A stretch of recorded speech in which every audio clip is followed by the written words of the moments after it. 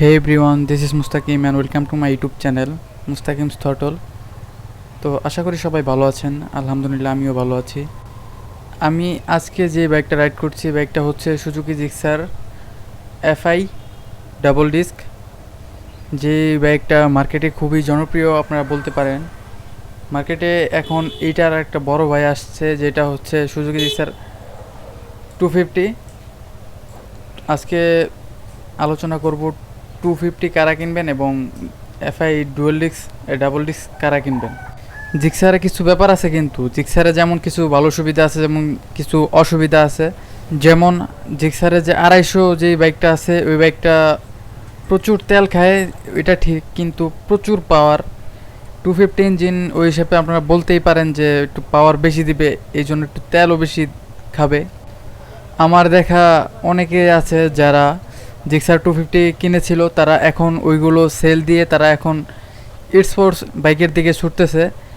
কারণ ভালো একটা বাইক কিনলে সবাই ওটা থেকে একটা পারফরমেন্স চাবে, ভালো একটা পারফরমেন্স না থাকলে তো ওই বাইকটা চালানো অসম্ভব। তেমনই জিক্সার বাইকে পারফরমেন্স ভালো থাকলেও তেল প্রচুর খায়।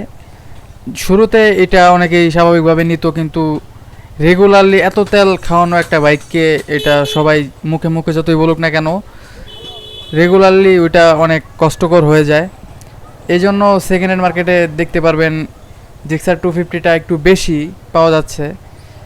কেন এবার তো আপনারা একটু বুঝতেই পারছেন যে কেন সবাই সেল দিচ্ছে। সেল দেওয়ার পরে সবাই স্পোর্টস বাইকের দিকে ঝুঁকছে, যেমন ইয়ামাহার বিভিন্ন স্পোর্টস ক্যাটাগরির বাইক আছে, আরও হন্ডা সিবিআর টিভিআর আরও অনেক বাইক আছে বলতে পারেন আপনারা চাইলে। আমার এই মুহূর্তে নামগুলো খেয়াল আসতেছে না। ভিডিও বানানোর সময় যদি আমি যেগুলো ভেবে রাখি ওগুলাই আমার ভিডিও বানানোর সময় সবার আগে ভুলে যাই।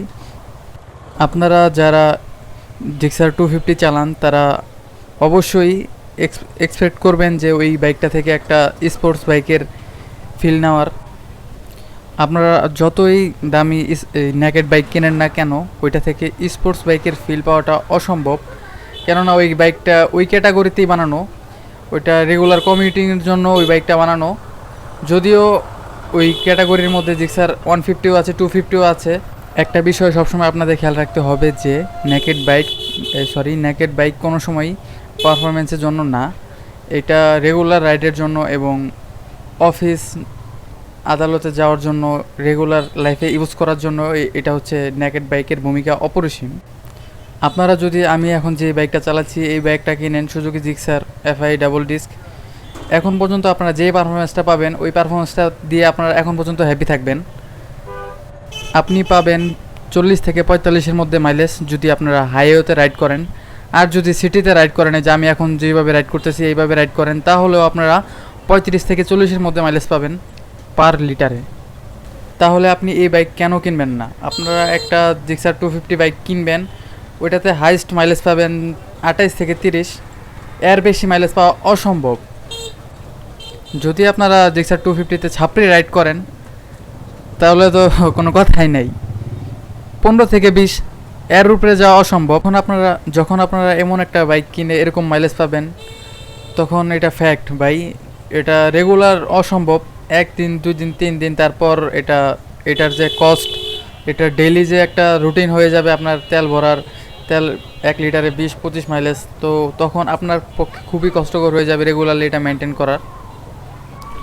অনেকেই আমরা বলি তেলে আর কয় টাকা যাবে, কিন্তু 1 দিন 2 দিন 3 দিন কমিউটিং করতে তখন তেলের খরচটা লাগে। সেই ক্ষেত্রে আমি বলবো যারা এখনও জিক্সার কিনেন নাই তারা অবশ্যই 100 বার ভেবে চিনতে তারপরে কিনবেন। যদি রেগুলার চালানোর জন্য আপনার কাছে একটা বাইক দরকার হয় তখন আপনার জন্য 155 একটা বেস্ট ডিল হবে। যারা জিক্সার 250 যেটা যারা শুরুর থেকে কিনছে তারা তো কোনো প্রকার ডিসকাউন্ট পায় না। এখন যারা কিনতেছে তারা 20,000 টাকার মতো ডিসকাউন্ট পাচ্ছে।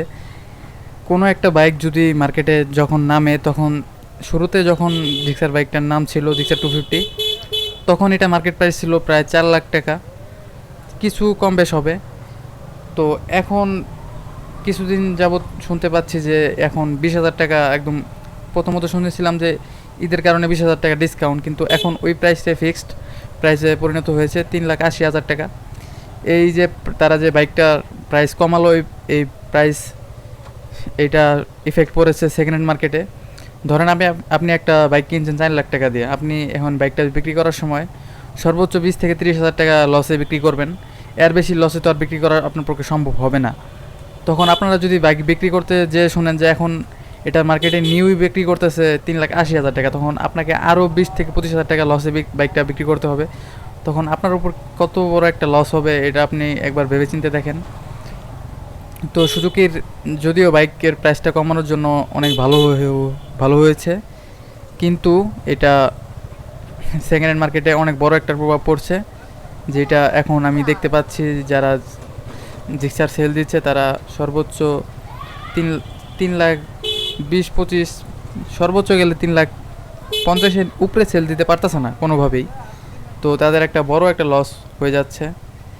তো এইভাবে যদি বাইকের প্রাইস আপ ডাউন করে তাহলে তো সেকেন্ড মার্কেটে এটার প্রভাব পড়বে, এটা স্বাভাবিকই।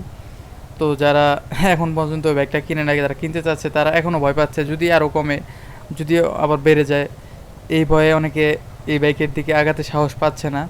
এজন্য দেখবেন জিক্সার 155 যেটা, এটা অনেক সেল হচ্ছে, এই জন্য তারা মার্কেটে এই বাইকটা অ্যাভেলেবেল দিতে পারতেছে না। আপনি বুকিং ছাড়া জিক্সার যেই মডেলই নেন না কেন এটা পাওয়াটা অসম্ভব বলতে পারেন। আমাদের এখানে আরও অনেক জায়গা দেখতে পাচ্ছি ইদানিং প্রি বুকিং দিয়ে আনতে হয় জিক্সার বাইক। এমনি রেগুলার আগে যে শোরুমে 4-5টা থাকতো এখন ওইরকমভাবে পাওয়া যায় না বললেই চলে। তো আজকের আমরা যে আলোচনাগুলো করলাম এই আলোচনাগুলো হচ্ছে জিক্সার সম্পর্কেই।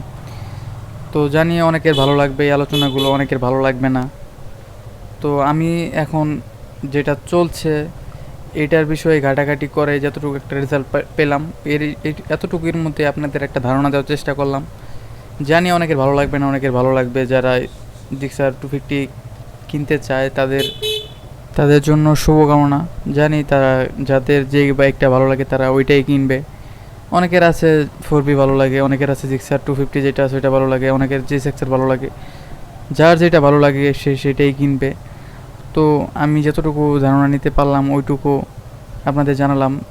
যদি কেউ এই বিষয় সম্পর্কে আরও ঘাটাঘাটি করতে চান তো ঘাটাঘাটি করে দেখতে পারেন। আমার কথার সাথে 80% মিল পাওয়ার সম্ভাবনা আছে, যত কথা বললাম জিক্সার 250 নিয়ে। তারপরও যারা বাইকটা কিনতে চান তাদের জন্য শুভকামনা। জিক্সার ব্র্যান্ডটা খুবই ভালো একটা ব্র্যান্ড, যারা কিনবেন তাদের জন্য অবশ্যই শুভকামনা। আজকের ভিডিওটা এই পর্যন্তই। যদি আজকের ভিডিওটা ভালো লেগে থাকে তাহলে অবশ্যই চ্যানেলটা সাবস্ক্রাইব করবেন। যারা পেজ থেকে দেখছেন তারা অবশ্যই পেজটা ফলো করবেন। এবং যদি আরও কিছু জানতে চান অন্য কোনো বাইকের বিষয়ে তাহলে অবশ্যই কমেন্ট করে জানাবেন কোন বাইক সম্পর্কে জানতে চান এবং কোন বাইক সম্পর্কে রিভিউ পেতে চান। তো আজকের ভিডিওটা এই পর্যন্তই। আল্লাহ হাফেজ।